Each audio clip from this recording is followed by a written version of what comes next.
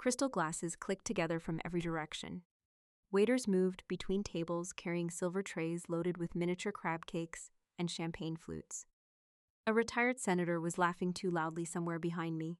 Across the ballroom, a string quartet was trying its best to compete with 200 wealthy people congratulating each other for being charitable. Then the phone on the table buzzed. Not mine, my father's.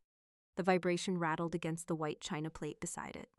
Gregory Langdon glanced down at the screen, and I watched the familiar shift happen in his face. His smile disappeared, his jaw tightened.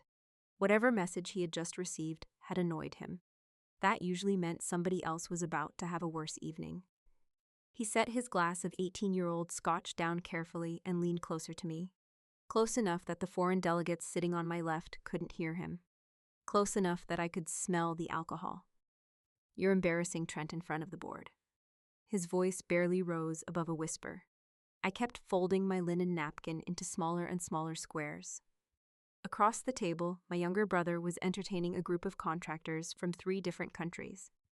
At least, that was what he thought he was doing. In reality, he was talking too much. "If you don't sit there and stay quiet," my father continued, "I'll make one call to my friends at the Pentagon and have your entire career permanently stalled at a desk in Alaska." The threat landed between us. I didn't react. That seemed to irritate him more than any argument could have. My father had spent most of his life around people who responded immediately to pressure. Politicians, executives, consultants, defense contractors. People whose careers depended on relationships. He never quite figured out what to do when someone wasn't impressed. I adjusted the crease in my napkin. Nothing else. Around us, the gala continued without interruption. The event was hosted by the Meridian Global Relief Foundation, one of those organizations that attracted diplomats, military officers, corporate sponsors, and people who enjoyed being photographed, standing next to diplomats and military officers. A giant screen near the stage rotated through images of refugee camps, emergency food deliveries, and disaster recovery projects. Several guests applauded whenever a new image appeared. Most of them returned to discussing stock prices before the applause ended. Funny how that works. My father sat back in his chair. "Did you hear me?" "Oh, I heard you." His eyes narrowed. That answer wasn't submissive enough. Across the table, Trent laughed at something he had just said. The contractors laughed too, although not with the same enthusiasm. I recognized that laugh. The polite business laugh. The one people use when somebody important is talking and they don't want to ruin the evening. Trent mistook it for admiration every single time. My father followed my gaze.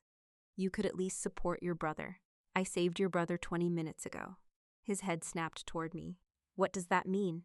"It means one of the delegates asked him about humanitarian supply routes in eastern Chad. And, Trent answered. That was enough explanation. For me, anyway. Apparently not for my father. So? He confused Chad with Niger." My father rolled his eyes. "Nobody cares." The contractor sitting closest to Trent definitely cared. I had seen the expression on the man's face. Because he actually worked there. Trent had spent 6 minutes explaining regional logistics to someone who had spent 6 years managing them. Then I quietly corrected a shipping corridor reference before the conversation collapsed. No scene, no embarrassment, no public correction. Just enough information to keep my brother from sounding ridiculous. Apparently that had offended him. The family tradition remained alive and well. Fix the problem, get blamed for noticing it. My father reached for his drink again. "You always do this." "Do what? Make people feel small." I almost laughed. Instead, I took a sip of water. I had coordinated evacuation corridors through active conflict zones. I had negotiated transportation access with officials who barely trusted each other enough to sit in the same room. I had spent 14 straight days sleeping on military cots while managing supply shortages affecting thousands of displaced civilians. Yet somehow, the accusation I heard most often from my own family was that I made people uncomfortable by knowing things. Life has a sense of humor. A woman from the Swedish delegation leaned toward me. "Major Langdon, I wanted to thank you for your briefing packet last month." I smiled. "Glad it helped. It saved our team several weeks. That's good to hear." The exchange lasted maybe 15 seconds. My father stared into his scotch. The woman returned to her conversation. The moment passed, but not for him. Because unlike Trent, she hadn't asked what company I worked for. She hadn't asked who my father knew. She hadn't asked what political connections I offer. She cared about competence. That made my family deeply uncomfortable. My father's phone buzzed again. Another message. Another glance. Another scowl. The board must have been detecting updates from the other side of the ballroom. Trent was probably digging himself into another hole. My father looked at me one more time. You know, your problem has always been perspective. There it was, the lecture, right on schedule. You think helping people matters more than influence. I looked toward the stage where a presentation about civilian evacuation operations was beginning. I do. His expression hardened. That's why you'll never understand how the real world works. For a second, neither of us spoke. The ballroom noise filled the gap. Silverware clinked, chairs shifted. Someone dropped a fork. Then Trent's voice rose above everything else as he tried to impress another group of guests. I watched several international delegates exchange uncomfortable looks, and I already knew exactly where this night was heading. Have you ever had a family member treat your knowledge like a threat instead of a strength? Tell me in the comments below. And if you enjoy stories about dignity, resilience, and proving your worth without begging for approval, remember our exclusive stories go live every day at 8:30 a.m. ET and 1:30 p.m. ET. Make us part of your daily routine and I'll see you at the next premiere. I reached for my water glass while Trent launched into another explanation nobody had asked for. The contractors nodded politely. My father looked satisfied. The rest of the ballroom continued operating on its usual fuel source of money, influence, and self-congratulation. For most of my life, that had been the Langdon family religion. Not faith, not service, not character. Access. My father believed every relationship existed for a reason, usually a financial one, sometimes a political one, always a useful one. When I was growing up, dinner conversations sounded less like family discussions and more like networking events. Gregory never talked about whether someone was kind, trustworthy, or respected. He talked about who they could call, who they knew, which committee they sat on, how many zeros were attached to their latest contract. That was how he measured success.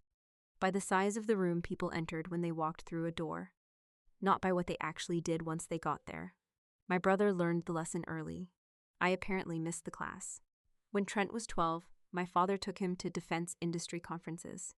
When I was 12, I spent weekends helping organize food drives through a church outreach program. My father considered one of those activities an investment. The other was apparently a personality defect.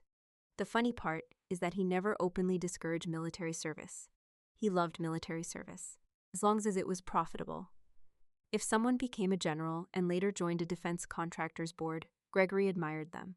If someone leveraged government connections into consulting fees, Gregory admired them. If someone turned public service into private influence, Gregory practically framed their biography on the wall. Then there was me. I chose humanitarian logistics. To my family, that sounded like a disease. Years ago, after I graduated from a specialized crisis response program, I made the mistake of explaining my job at Thanksgiving. My father listened for about 30 seconds. Then he asked, "But when do you move into the important side of the military?" I remember setting down my fork. "What do you mean?" "The side where people actually make decisions." I laughed. Nobody else did. That should have been my warning. The problem wasn't that my father didn't understand what I did. The problem was that he understood perfectly. He simply didn't value it. A few months later, I spent 6 weeks helping coordinate emergency evacuations after a regional conflict displaced thousands of civilians near an international border. When I returned home, exhausted and about 10 pounds lighter, my mother asked how the trip went. Before I could answer, Trent looked up from his phone. "Did you save the world?" He said it the same way someone might ask if I had successfully returned a library book. I told him we had evacuated over 1,100 civilians from several isolated communities. He shrugged. Then he spent 20 minutes talking about a client acquisition worth $218,000. Guess which conversation got my father's attention? The answer will not surprise you. Across the ballroom, a burst of laughter erupted from Trent's table. He was still performing, still collecting approval, still chasing the same thing he had chased his entire life. Our father's attention. I almost felt sorry for him. Almost. The strange thing about my family was that they never called me incompetent. They couldn't. The facts wouldn't cooperate. Every promotion arrived on schedule. Every evaluation was strong. Every assignment brought more responsibility. The numbers spoke for themselves. So instead, they attacked something else. They attacked importance. According to Gregory, I wasn't unsuccessful. I was irrelevant. There is a difference. One attacks your abilities. The other attacks your purpose. That takes longer to untangle, especially when it comes from people you're supposed to trust. A waiter stopped beside our table. My father ordered another scotch. The waiter turned toward me. "Anything for you, Major. Coffee, please." My father sighed immediately. "Coffee at a gala." I looked at him. "I'm working tomorrow. It's Saturday. Crises don't use calendars." The waiter nearly smiled before walking away. My father didn't. That joke required a worldview he didn't possess. To him, work was something people leveraged. To me, work was something people did. Another difference. A larger one than either of us liked admitting. The coffee arrived a few minutes later. I wrapped both hands around the warm cup. The familiar smell pulled my attention somewhere far away from Washington, not emotionally, practically. The brain works that way after enough deployments. Certain sounds, certain smells, certain routines. They become anchors. A paper cup of bad coffee at 3 a.m. while reviewing evacuation manifests. A satellite phone ringing during a convoy movement. A logistics officer arguing over fuel allocations. Those were the moments that filled my career. Not speeches. Not photographs. Not networking dinners. Real people. Real consequences. Real decisions. I remembered one particular night 18 months earlier. A transportation corridor had become unsafe after armed groups moved closer to a civilian route. The safer option was to wait.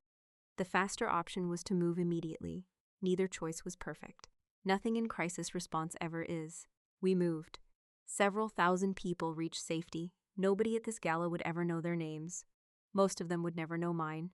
That was fine. The work wasn't supposed to be about recognition. The problem was that my father believed recognition was the entire point. He glanced across the ballroom toward Trent. His expression softened instantly. Pride, approval, relief. All because Trent was impressing people with business cards. Then Gregory looked back at me. The warmth vanished. I wasn't looking at a father disappointed by a daughter. I was looking at a man disappointed that his daughter refused to become a tool.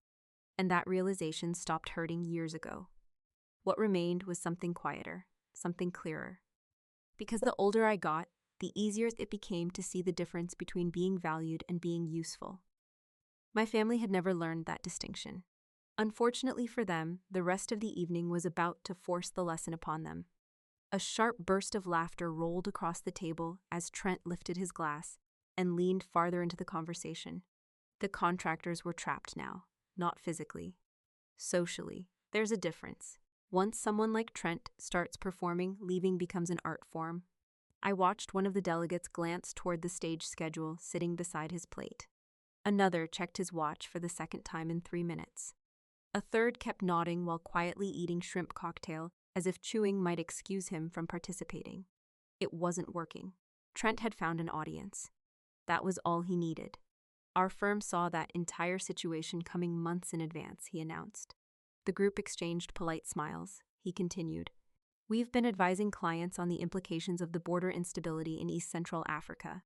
That phrase alone told me he had no idea what he was talking about. East Central Africa wasn't a meaningful operational designation for the conflict he was discussing. It sounded like something's assembled from a Wikipedia page and a corporate briefing deck. My father nodded proudly beside me. Of course he did. Trent could have confidently explained farming techniques on Mars, and Gregory would have treated it like expert testimony. A contractor from Kenya tilted his head slightly. That was never a good sign. People who actually know something rarely interrupt immediately. They wait. They let you continue. Sometimes they even hand you extra rope. Trent gladly accepted it. The refugee flows from the western corridor into southern Chad created enormous pressure on the eastern Niger crossings. I stopped stirring my coffee. Several faces around the table changed instantly. Not dramatically, just enough. The way professionals react when someone says something objectively wrong. The problem wasn't a minor detail. The geography itself made no sense. The routes he was describing didn't connect the way he claimed.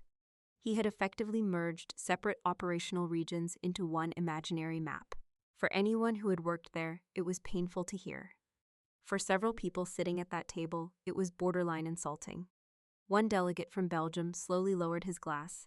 Another from Kenya looked down at his plate. The silence lasted about 2 seconds, 2 very long seconds. Trent interpreted it as admiration, naturally. That's why our strategic forecasting has become so valuable, he continued. There it was, the real point. Not the civilians, not the conflict, not the humanitarian disaster. The sales pitch. Human suffering was simply background decoration for his business story. I had seen that approach before. People sitting comfortably, thousands of miles away, discussing crises as if they were market opportunities. It always sounded ugly. It sounded even uglier when your own brother was doing it. The Kenyan delegate finally spoke. Interesting. Just one word, nothing more. Experienced professionals know how to weaponize politeness. Trent completely missed it. I've spent years studying these regions, he said. That nearly ended me. Years. The man once asked me whether Rwanda bordered Sudan. Now he was an expert. Remarkable career growth. I took another sip of coffee. The contractor from Belgium turned toward Trent. Which crossings are you referring to? A simple question. A dangerous one. Because now specifics were required. Trent smiled confidently, the smile of a man who had no idea he was standing on a trapdoor, primarily the Eastern Niger corridor. The Belgian contractor blinked. The Kenyan delegate stared at him. Another contractor actually stopped chewing. Nobody wanted to embarrass him publicly, but nobody was willing to pretend either. I could already see where this was heading. A few more answers, a few more mistakes. Then someone would correct him. The room would become uncomfortable. My father would blame everyone except Trent. Same movie, different theater. I sets my coffee cup down. The northern logistics routes created most of the pressure, I said calmly. Every head turned toward me. Not because I interrupted. Because I hadn't spoken in nearly 20 minutes. I continued before anyone could react. The secondary displacement movements affected several transit corridors simultaneously. The western routes received most of the media attention, but the transportation bottlenecks were concentrated farther north. Silence. Then the Belgian contractor nodded. Immediately. The Kenyan delegate nodded too. Then another, and another. Nobody looked relieved. Professionals don't celebrate accuracy. They simply recognize it. The conversation corrected itself, like a vehicle returning to the proper lane. One contractor asked a follow-up question. I answered. Another asked about supply chain disruption timelines. I answered that too. No speech, no lecture. No showing off, just enough information to prevent a train wreck. The entire exchange lasted less than 90 seconds. Then I leaned back and returned to my coffee. Problem solved. At least, that's what I thought. Across the table, Trent stared at me. His face had turned red, not embarrassed, angry. There is a difference. Embarrassed people usually reflect. Angry people usually assign blame. I knew which category my brother preferred. His jaw tightened. His fingers wrapped around his glass. The delegates had already moved on. The conversation was flowing again. Nobody was criticizing him. Nobody was attacking him. Nobody was even discussing the mistake anymore. Yet Trent looked as if I had publicly humiliated him. Because in his mind, competence was competition. If someone knew more than him, they were challenging him. The possibility that I had simply helped never crossed his mind. Then came the look. A quick glance toward our father, just a few seconds. But I recognized it instantly. I had been seeing that look since middle school.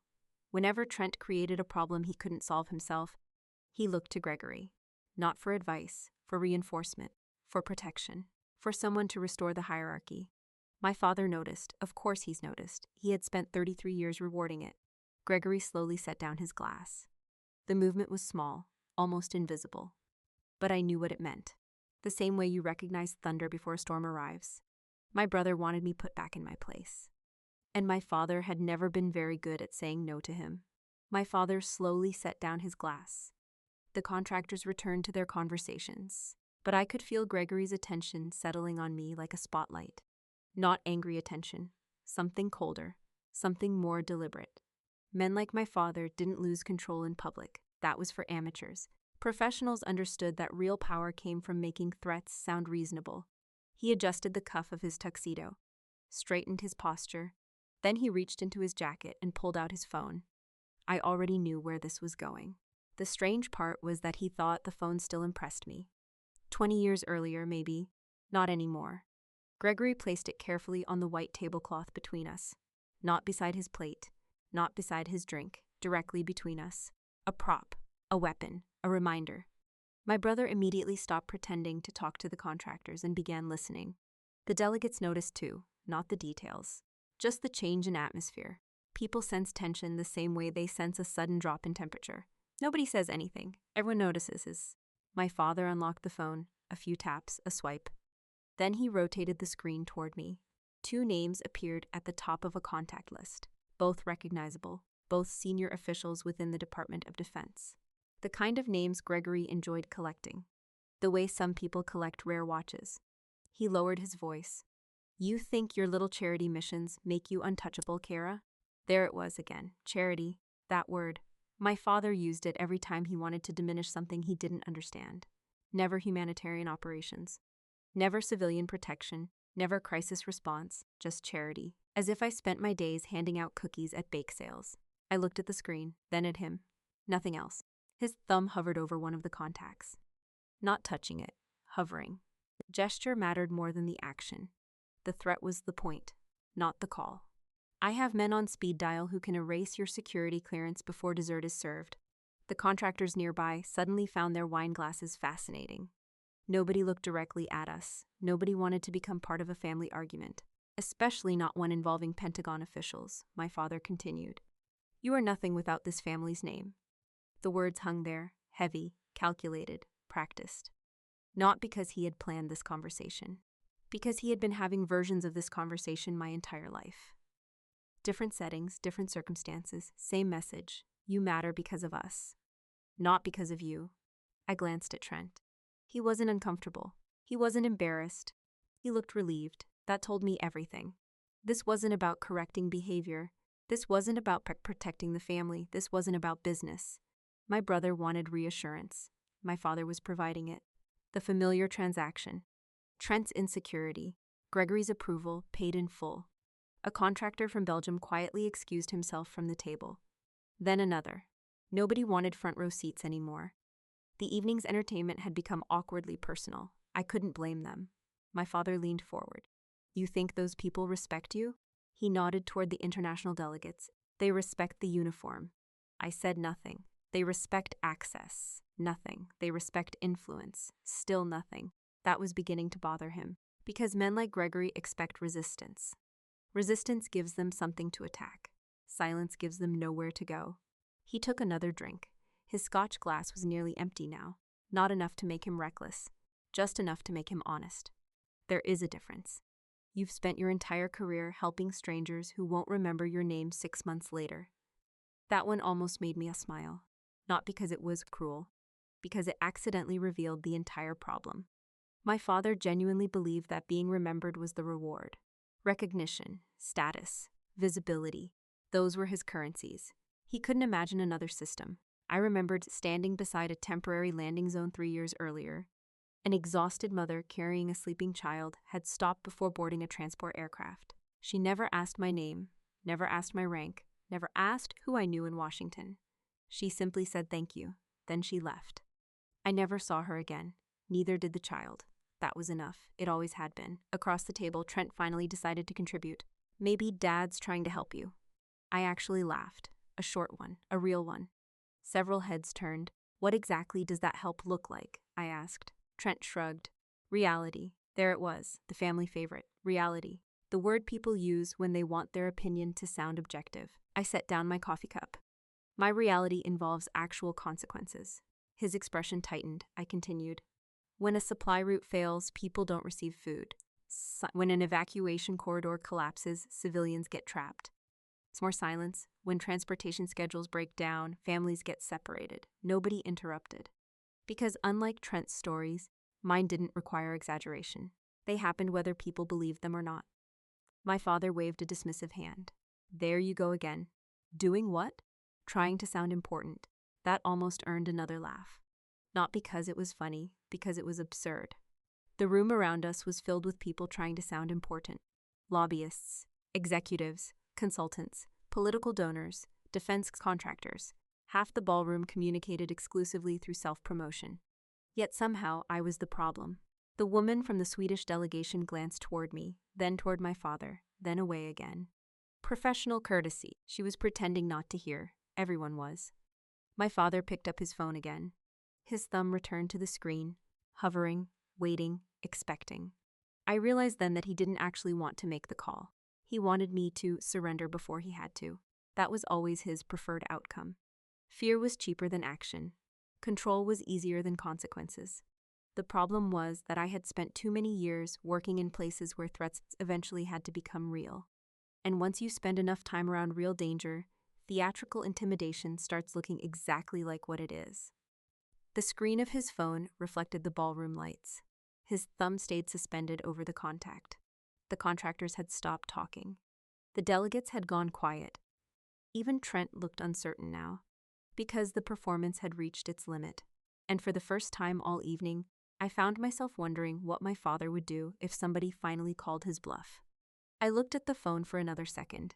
Then I looked at my father. Nothing about his expression suggested doubt. He genuinely believed the device sitting between us represented the balance of power. Maybe it had once. Not tonight. I leaned back slightly in my chair. Then make the call, Dad. The words landed softly. No anger, no challenge, no speech, just an answer. For the first time all evening, my father's confidence hesitated. Not because of what I said, because of how I said it. People expect fear to look dramatic. Most of the time it doesn't. The same is true for courage. Sometimes it's just the absence of negotiation. Trent stared at me. My father stared at me. Neither seemed entirely sure what to do next. The threat had reached its destination. The target wasn't behaving correctly. That creates confusion. My father opened his mouth, then stopped. A second later, something changed on the opposite side of the ballroom. At first, it was subtle. The jazz quartet didn't stop playing. Not immediately. The music simply became less important. Conversations started fading. Heads turned. A few people near the entrance stood up, then more followed. The shift moved across the room like a quiet signal passing from table to table. Nobody announced anything. Nobody needed to. Important arrivals create their own gravity. My father noticed first. His attention snapped away from me. Trent followed his gaze. The phone disappeared from the table almost instantly. Interesting. 5 seconds earlier, it had been a weapon.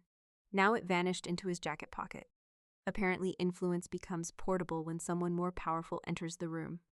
The heavy ballroom doors near the entrance opened. Several security personnel stepped inside. Not private event security. Not hotel security. Something else. Their movements were too coordinated. Too disciplined. The room reacted immediately. Executives straightened their jackets. Politicians adjusted their ties. Corporate sponsors suddenly remembered how to stand properly. My father did the same. Of course he did. Gregory Langdon could detect networking opportunities from remarkable distances. His posture improved, his smile returned, his shoulders squared. The transformation was almost impressive, almost. Trent tugged on his cufflinks, checked his reflection in a serving tray, adjusted his tie twice. The contractors around him suddenly became irrelevant. A bigger audience had arrived. A better opportunity. The family business. Meanwhile, I kept watching the security detail, because something about them felt familiar. One agent moved toward the eastern corridor. Another positioned himself near the stage. A third quietly communicated with someone across the room. No radios visible, no obvious gestures. Just small movements. Precise movements. Then I saw it. A brief hand signal, 2 fingers, a directional acknowledgement, followed by another response. Tiny, professional, routine. Most people wouldn't have noticed. I did, because I had seen those signals before. Hundreds of times. Field operations, humanitarian corridors, international coordination teams, United Nations security protocols. Interesting. Very interesting. The realization settled quietly into place. My father and brother remained completely oblivious, naturally. They were watching faces. I was watching behavior. There is a difference. A woman at a nearby table whispered something to her husband. Several diplomats stood. The room grew noticeably quieter. The security personnel continued moving. No rushing, no tension, no unnecessary displays. Professionals rarely need to advertise professionalism. One of the agents scanned the ballroom. His eyes moved across the crowd, across the stage, across the donor tables, then briefly toward me. For less than a second, our eyes met.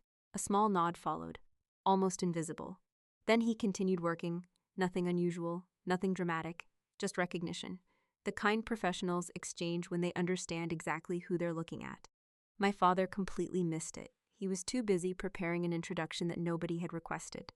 Trent leaned toward him. "Who do you think it is?"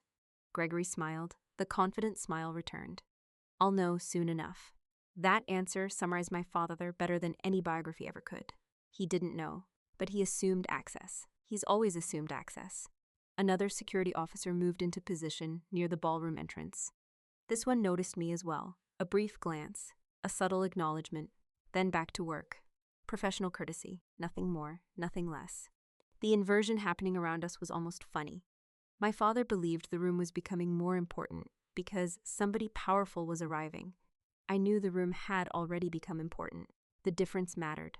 The contractors at our table seemed increasingly interested in the entrance. Even the delegates who had been avoiding family drama were watching now. The anticipation spread everywhere. The quartet finally stopped playing.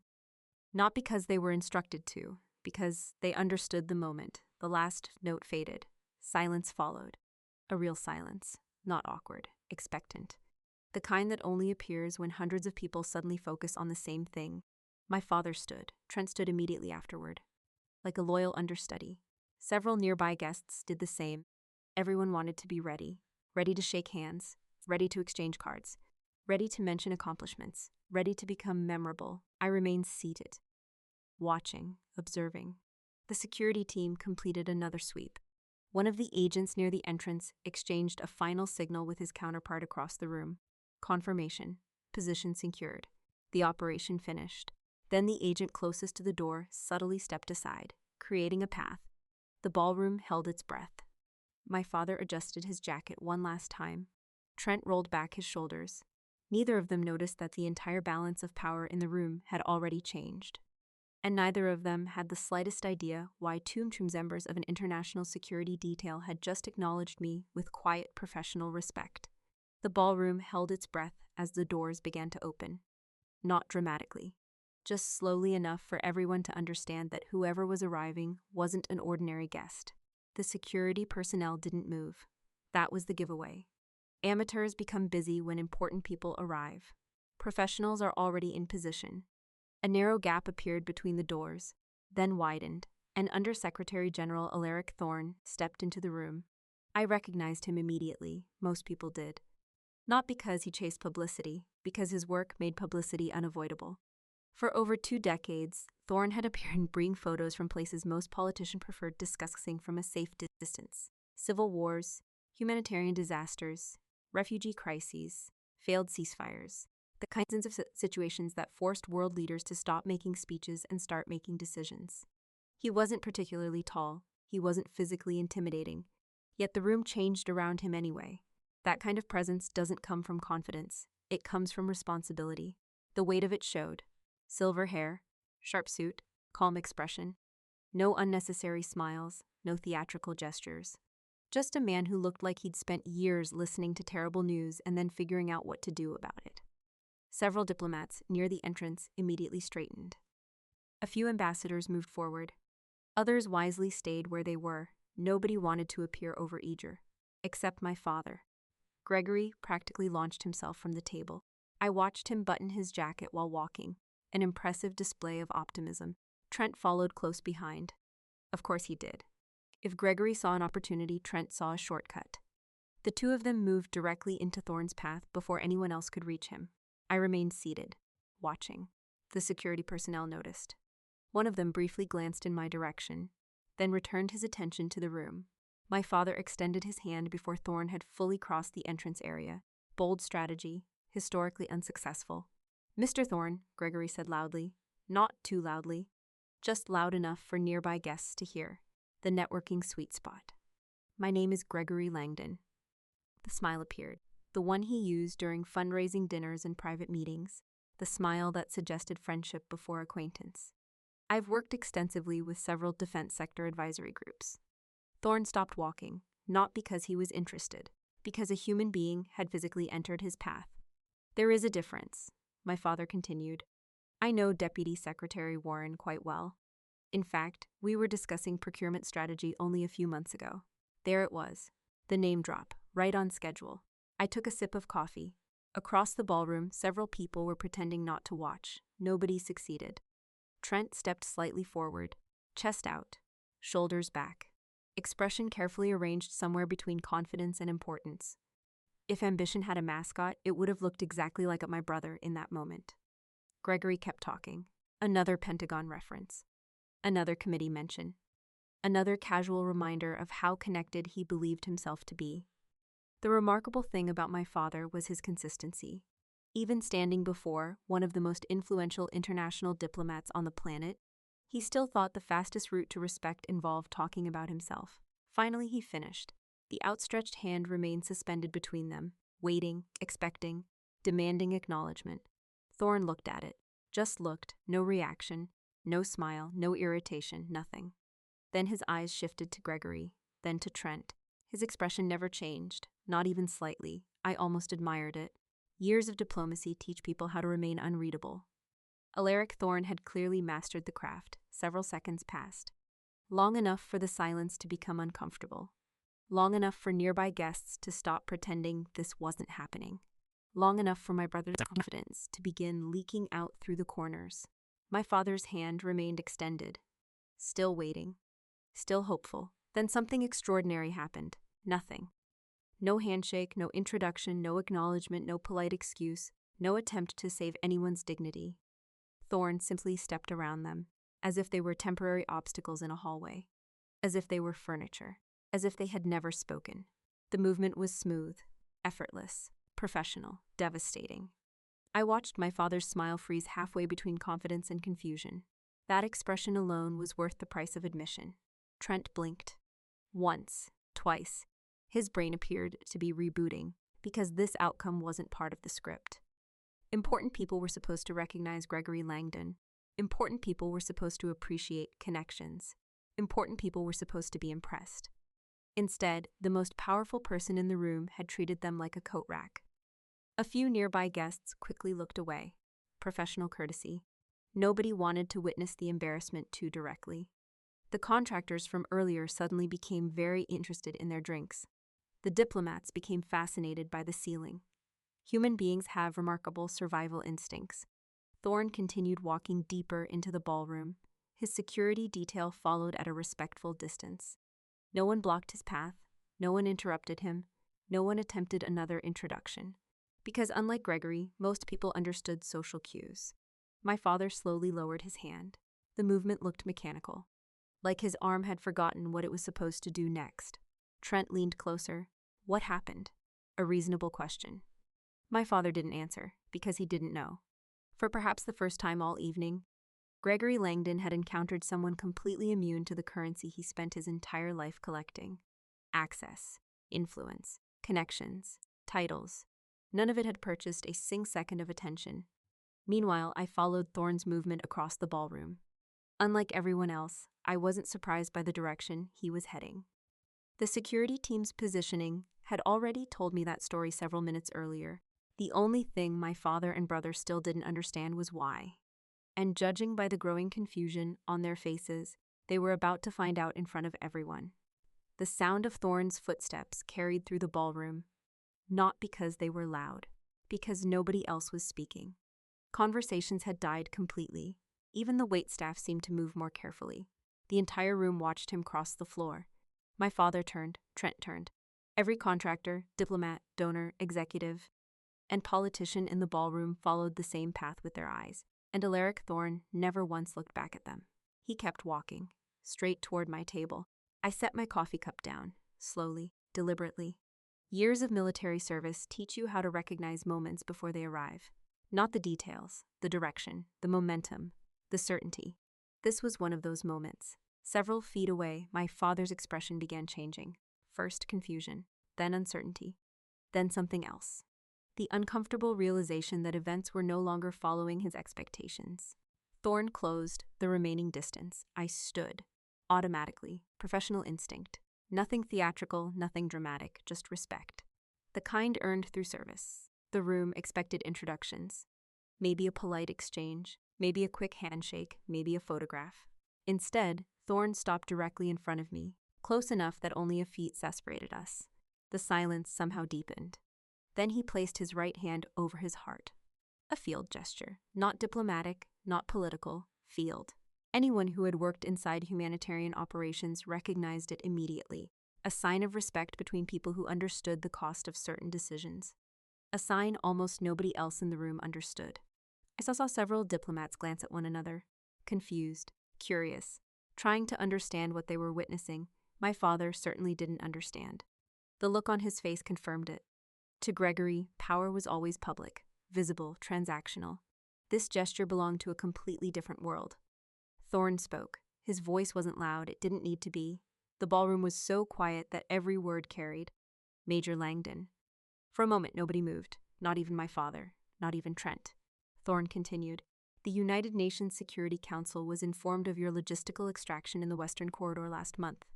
A ripple moved through the room, tiny, almost invisible. People recognized certain words. United Nations extraction. Logistical extraction. Yes, Western Corridor. The language sounded official, serious, important. Thorne never looked away from me. 3,000 civilians are alive tonight because you refused to follow the safe route. The room froze. Completely. I heard someone quietly set down a glass behind me. Another person inhaled sharply. A chair shifted somewhere across the ballroom. Then nothing. Just silence. 3,000 civilians. The number landed differently than titles ever could. Because numbers don't care about networking. Numbers don't care about influence. Numbers don't care about business cards. 3,000 people either made it out alive, or they didn't. I remembered that operation immediately, not because of the recognition, because of the choices. The recommended route had become compromised. Officially, we were supposed to wait. Waiting would have been safer for us. Less risks, less liability, less criticism. The problem was that civilians would have remained trapped. So we moved. Not because we were heroes. It's because it was the correct decision. Sometimes that's all there is to it. Not sat ceremonially with genuine respect. I shook it. His grip was firm, steady. The grip of someone accustomed to difficult conversations and difficult places. Then he said the sentence that finally shattered the room. I came tonight specifically to find you. I saw my father's eyes widen, just slightly. The first real crack. Thorne continued. We need you in Geneva. There it was. No ambiguity, no misunderstanding, no possibility of explaining it away. Not a chance encounter, not a courtesy greeting, not an accidental meeting. He had come for me, specifically. Across the ballroom, several heads turned toward Gregory, then toward Trent, then back toward me. The shift was impossible to miss. The hierarchy my father had spent years building inside his own mind had collapsed in less than 60 seconds. I glanced toward him. His jaw trembled. Not dramatically, just enough. The way a person reacts when reality refuses to cooperate. For years, Gregory had used names as weapons. Pentagon contacts, committee members, deputy secretaries, influential donors, corporate boards.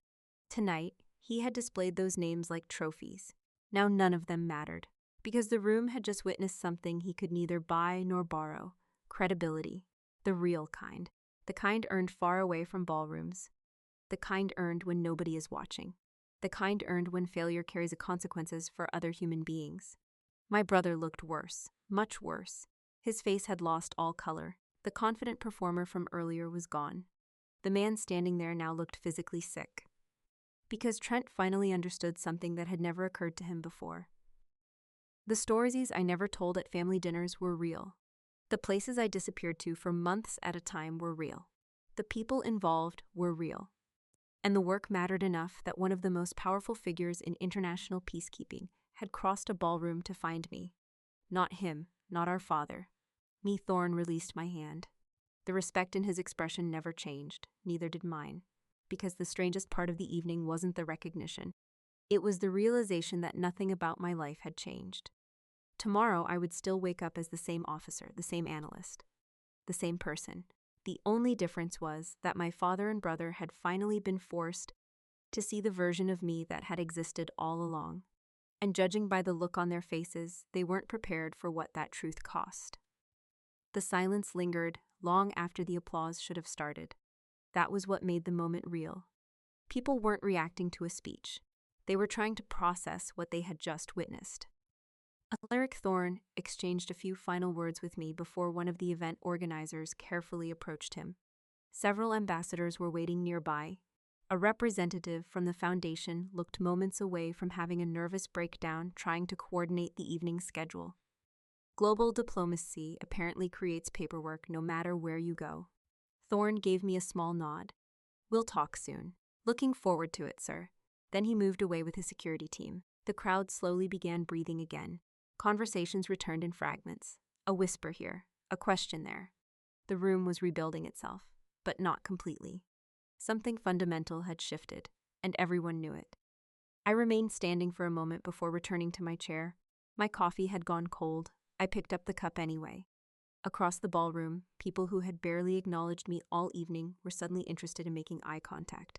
A few smiled. Several nodded respectfully. One contractor lifted his glass toward me. I returned the gesture. Nothing more. I wasn't interested in becoming the newest attraction in the room. I'd seen enough attention for one night. Across the table, my father hadn't moved. Neither had Trent.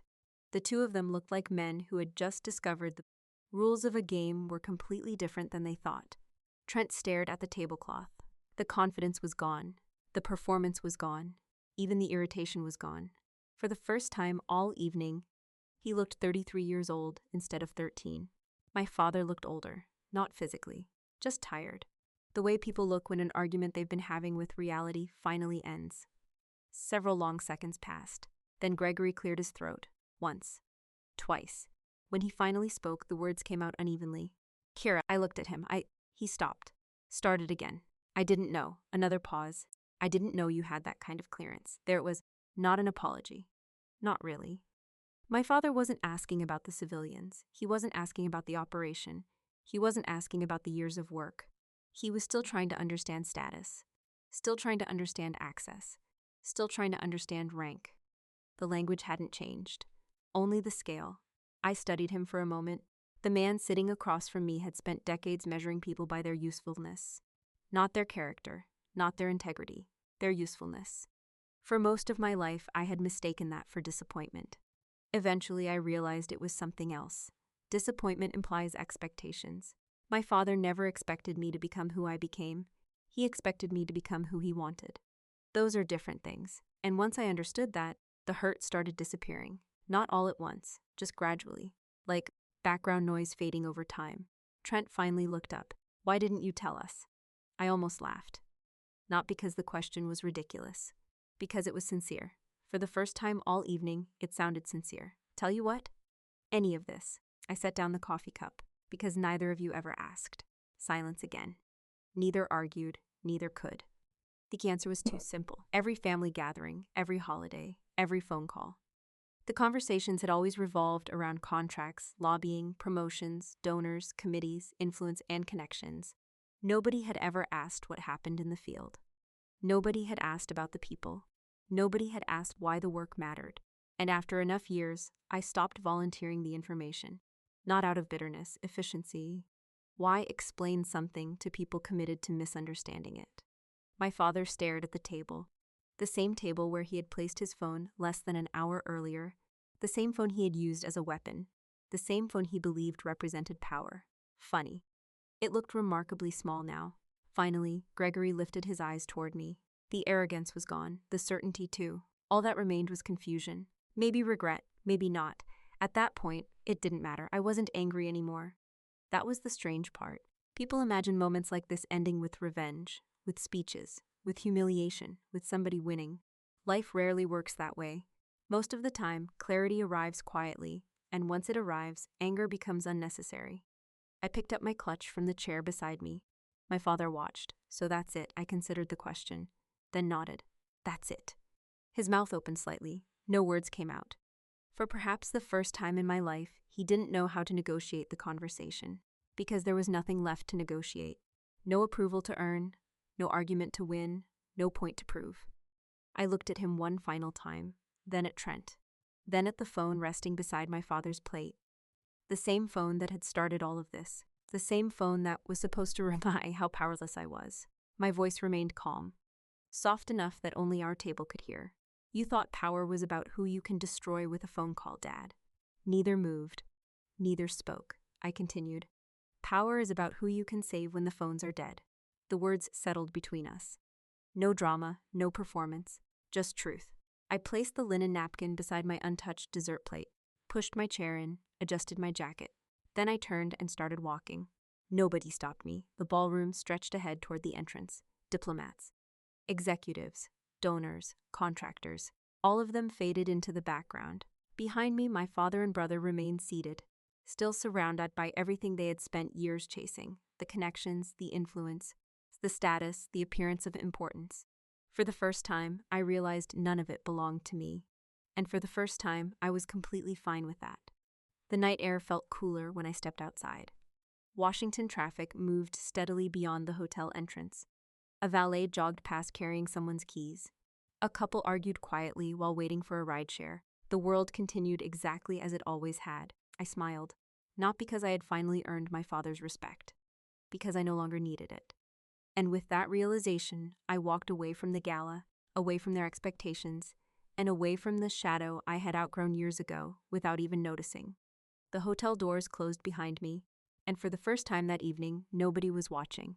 No diplomats, no contractors, no donors, no family. Just me standing on a Washington sidewalk while traffic moved through the intersection and a valet argued with a GPS that clearly hated him. It should have felt like a victory. Honestly, it didn't. It felt like relief. And there is a difference. Victories are usually loud. Relief is quiet. As I waited for my rideshare, I realized something that took me far too many years to understand. The most important thing that happened that night wasn't Alaric Thorne recognizing my work. It wasn't the invitation to Geneva. It wasn't watching my father and brother run out of explanations. The most important thing that happened was much simpler. I finally stopped asking for permission to value my own life. That sounds obvious. It wasn't. Not for me. Maybe not for some of you either. For years, I thought I had made peace with my family's opinion of me. I told myself their comments didn't matter. I told myself their criticism rolled right off my back. I told myself I was too busy helping people to care what anyone thought. Some of that was true, not all of it. The truth is that every time I earned a promotion, a small part of me hoped my father would finally understand.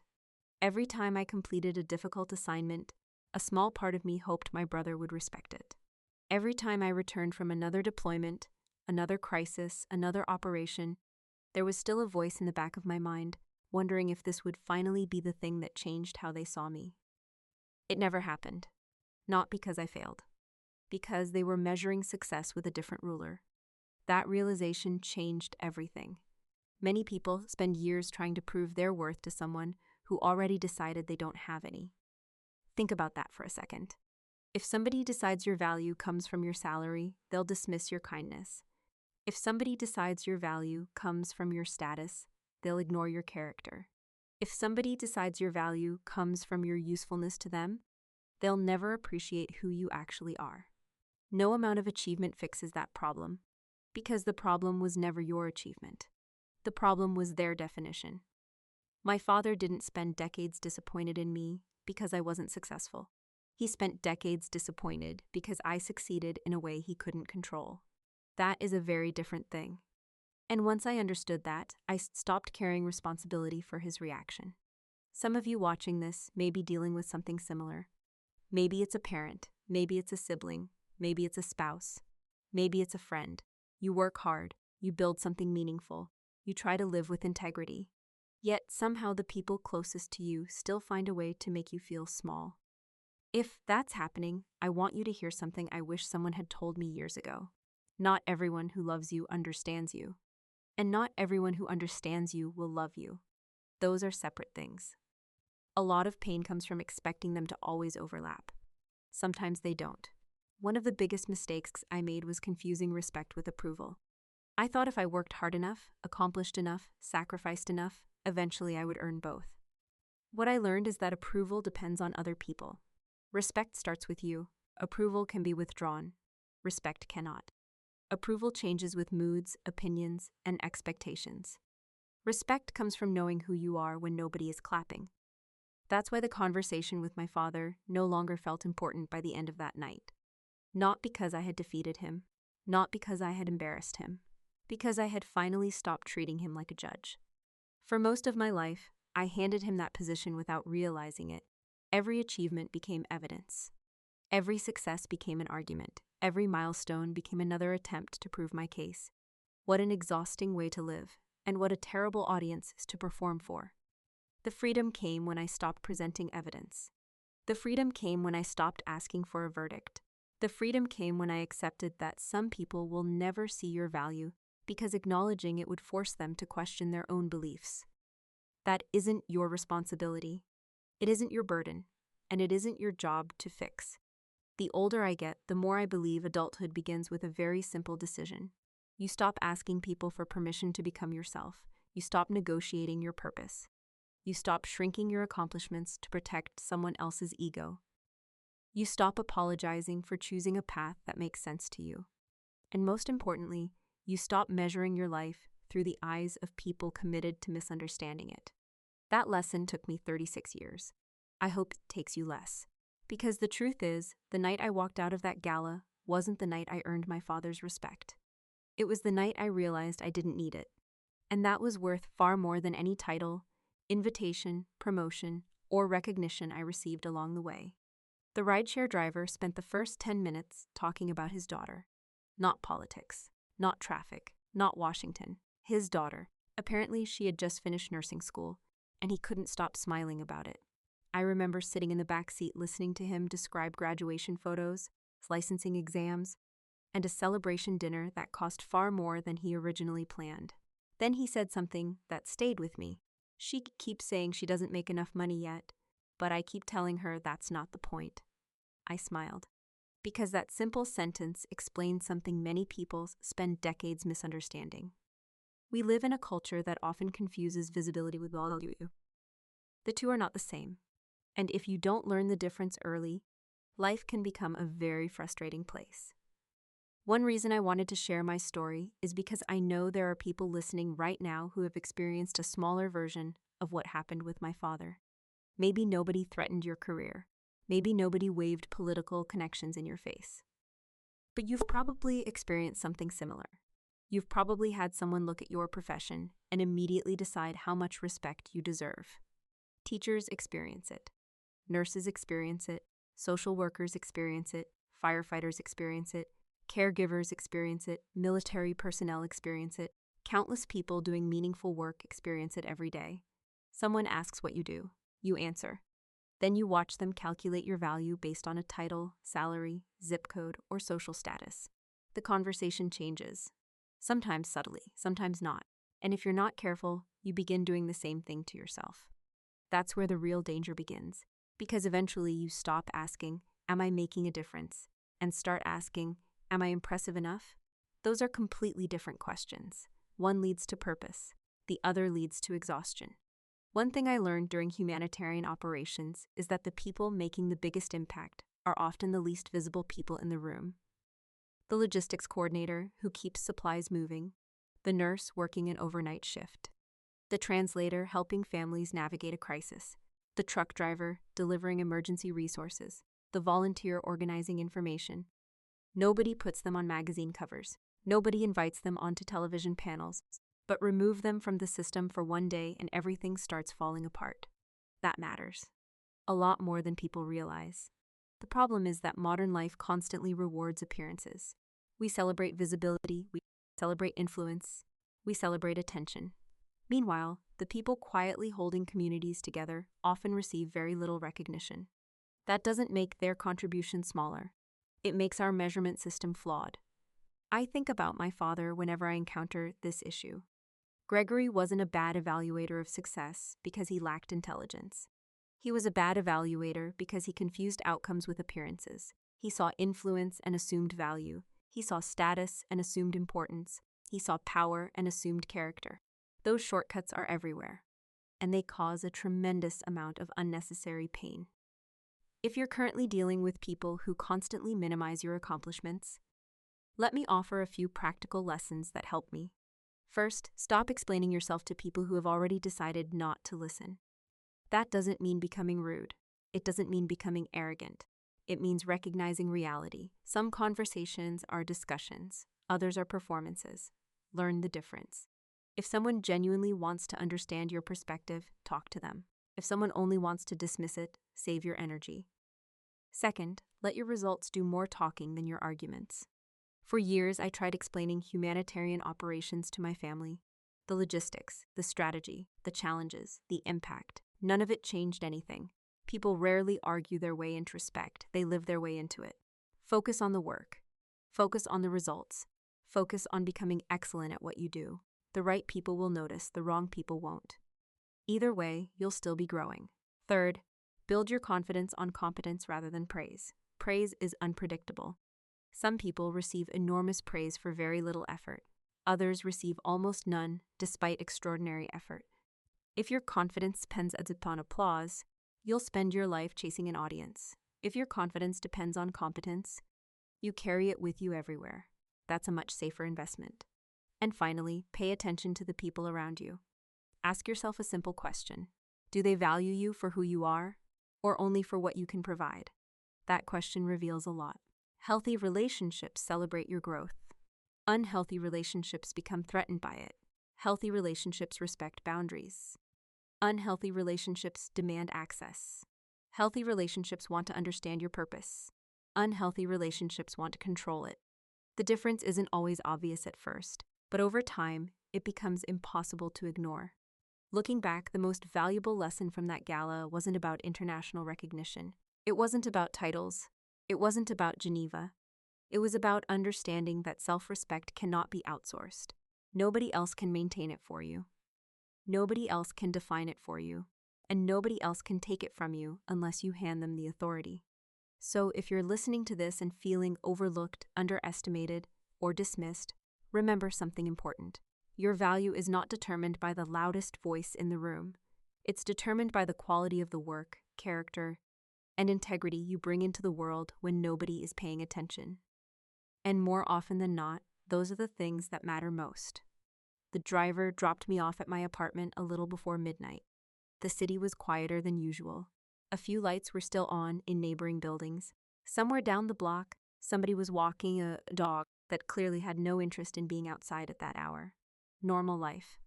The kind of life most people stop noticing. I stood there for a moment before going inside. Not because I was thinking about Geneva. Not because I was replaying the gala. I was thinking about a sentence. One sentence. The same sentence I said to my father before I walked away. Power is about who you can save when the phones are dead. The more years I spend working in crisis zones, the more I believe that sentence explains almost everything. Not just about my father, about life, about success, about character, about the kind of person we choose to become. You see, there are two very different versions of power in this world. The first version is loud. It's the power my father spent his entire life chasing. Titles, connections, status, influence, the ability to make people nervous, the ability to get calls returned, the ability to open doors. There is nothing inherently wrong with influence. The problem begins when influence becomes your identity. Because once that happens, you start believing power comes from what people can do for you, and that's a dangerous illusion. I've seen people lose that kind of power overnight. A position disappears, a company restructures, an election happens, a board votes, a contract expires, a phone stops ringing. Suddenly, the person who seemed untouchable discovers that most of their influence belonged to the chair they were sitting in, not to them. The second kind of power is different, much quieter, much harder to build, and far more durable. It's the power that comes from competence, integrity, reliability, trust, the ability to solve problems, the ability to help people when circumstances become difficult, the ability to remain useful even when nobody is watching. That kind of power doesn't disappear when a title changes. It doesn't disappear when a paycheck changes. It doesn't disappear when public attention moves somewhere else. Because it lives inside the person, not outside them.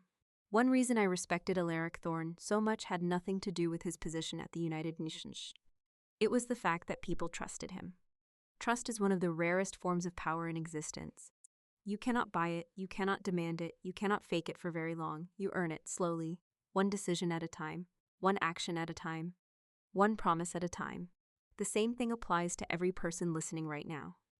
Whether you're a teacher, mechanic, nurse, parent, business owner, police officer, student, truck driver, firefighter, or office worker, the question isn't whether you have power. The question is what kind of power you're building. Are you building the kind that depends on attention? or the kind that survives without it. That distinction matters more than most people realize. If everything disappeared tomorrow, your job title, your social status, your income, your professional network, what would remain? It's an uncomfortable question, but it's an important one. Would people still trust you? Would people still respect you? Would people still want you around? Would your skills still matter? Would your character still matter? Those answers reveal more about success than any resume ever could. I think that's why my father's worldview finally collapsed that night. Not because somebody embarrassed him, not because somebody outranked him, because for the first time he encountered a form of influence he couldn't purchase. He couldn't borrow it. He couldn't inherit it. He couldn't leverage it. He couldn't threaten it. He couldn't network his way into it. He could only witness it, and that made it real. If there's one piece of advice I can leave you with after this story, it's this.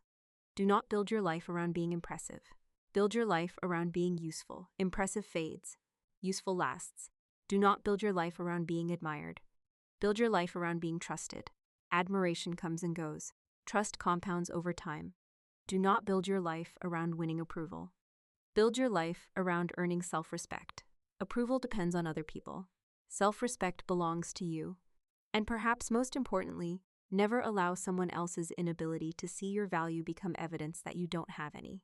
Some people will underestimate you. Some people will misunderstand you. Some people will reduce your entire life to whatever category makes them comfortable. Let them. Their opinion is not your identity. Their limitations are not your limits. Their blindness is not your reality. The people who truly matter will eventually recognize your character. And the people who never do were never qualified to judge it in the first place. Thank you for spending this time with me and following this story all the way to the end. If you've ever had to walk away from someone's expectations in order to become yourself, I'd love to hear your experience in the comments below. And if stories like this remind you of your own journey, please take a moment to subscribe to the channel. We share new family revenge stories and life lessons every single day at 8:30 a.m. ET and 1:30 p.m. ET. Until the next story, take care of yourself, trust your own value, and never let someone else decide how much your life is worth.